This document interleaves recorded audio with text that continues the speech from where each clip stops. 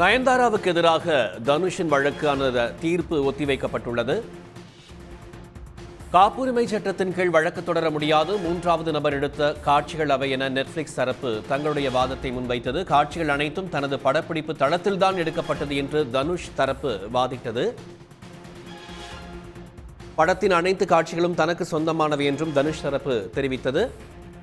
ரமேஷ்குமார் செய்தியாளர் நம்மோடு இணைகிறார். இது தொடர்பாக ரமேஷ்குமார், விவரங்கள் என்ன?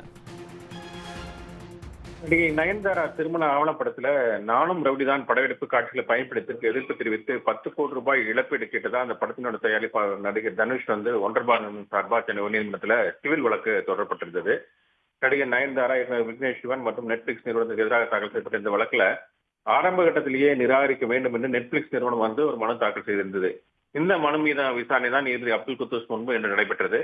அப்போது நெட்ஃபிளிக்ஸ் நிறுவனத்தின் சார்பில் ஆஜரான மூத்த வழக்கறிஞர் பார்த்தசாரதி அந்த திரைப்படத்துல இடம்பெறாத படப்பிடிப்பு காட்சிகளுக்கு ஒன்றர்பாரம் நிறுவனம் பதிப்புரிமை கோர முடியாது எனவும், படப்பிடிப்பு காட்சிகள் 2020ஆம் ஆண்டு பொதுத்தளத்தில் வெளியான போது தாமதமாக 2024ஆம் ஆண்டு தான் வழக்கு தொடரப்பட்டுள்ளதாக அவர் சுட்டிக்காட்டினார். தனுஷின் ஒன்றர்பார் நிறுவனம் அலுவலகம் பெருங்குடியில் உள்ளதனால அதற்கான ஜூரிஸ்டிக்ஷன் என்று சொல்லக்கூடிய அந்த நீதிமன்றம் என்பது காஞ்சிபுரம் நீதிமன்றத்திலோ அல்லது அந்த நெட்ஃபிளிக்ஸ் நிறுவனம் அமைந்திருக்கூடிய மும்பை நீதிமன்றத்தில் தான் வழக்கு தொடர முடியும் என்றும், சென்னை உயர்நீதிமன்றத்திலே இந்த வழக்கு தொடர்க்க முடியாது என்றும் அவர் தரப்புல வாதிடப்பட்டது. காப்பிரைட் சட்டத்தின் கீழ் இந்த வழக்கு தொடர முடியாது என்றும், ஏனென்றால் இந்த காட்சிகள் கடந்த 2020ஆம் ஆண்டு முதல் பொதுத்தளத்தில் உள்ளதால், மேலும் இது மூன்றாவது நபர் தான் இந்த காட்சிகள் எடுத்ததாக அவர் தரப்புல வாதிடப்பட்டது. அதாவது நெட்ஃபிளிக்ஸ் நிறுவனம் தரப்புல வாதிடப்பட்டது.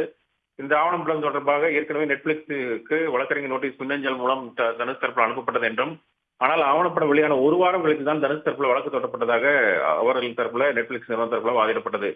இதற்கு எதிர்ப்பு தெரிவித்து தனுஷின் ஒன்றர்பார் தரப்புல நிறுவனம் தரப்புல ஆஜரான மூத்த வழக்கறிஞர் PS ராமன் அந்த நானும் ரவுடிதான் படத்துல பயன்படுத்தப்பட்ட காட்சிகள் அனைத்துமே தனக்கு சொந்தம் என்றும், ஆவணப்படத்துல ட்ரைலர் வெளியிட்ட போது 3 வினாடிகள் காட்சிகள் மட்டுமே பயன்படுத்தப்பட்டதாக தெரியவந்ததாகவும், உடனடியாக அந்த காட்சிகளை பயன்படுத்த தவிர்க்க கூறிய போது அதற்கு நயன்தாரா ஒரு வெளிப்படையாக ஒரு பொதுத்தளத்துல பதிப்புரிமைக்காக நீதிமன்றத்தை பார்த்துக் கொள்ளுங்கள் என்று கடிதம் எழுதியதாக அவர் சுட்டிக்காட்டினார்.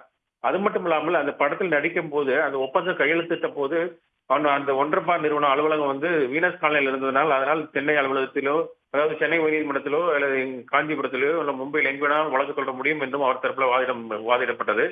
மேலும் அந்த படத்தில் பயன்படுத்தப்பட்ட அந்த காட்சிகள் படப்பிடிப்பு தளத்தில் தான் எடுக்கப்பட்டது என்றும், நயன்தாரா படத்திற்கு ஒப்பந்தம் செய்யும் போதே அவர் செய்துள்ள சிகை அலங்காரம், உடை அலங்காரம் உள்ளிட்ட அனைத்துமே அந்த நிறுவனத்துக்கு சொந்தமானது என்று ஒப்புக்கொண்டு கையெழுத்திட்டதாக அவர் சுட்டிக்காட்டினார்.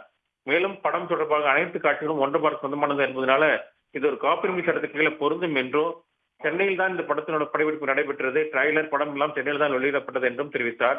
இந்த இருதரப்பு வாதங்களை கேட்ட நீதிபதி இந்த மனுக்கள் மீதான தீர்ப்பினை தேதி குறிப்பிடாமல் ஒத்திவைத்திருக்கிறார். உடனுக்குடன் செய்திகளை தெரிந்து கொள்ள சன் நியூஸ் பெல் ஐகானை கிளிக் பண்ணுங்க.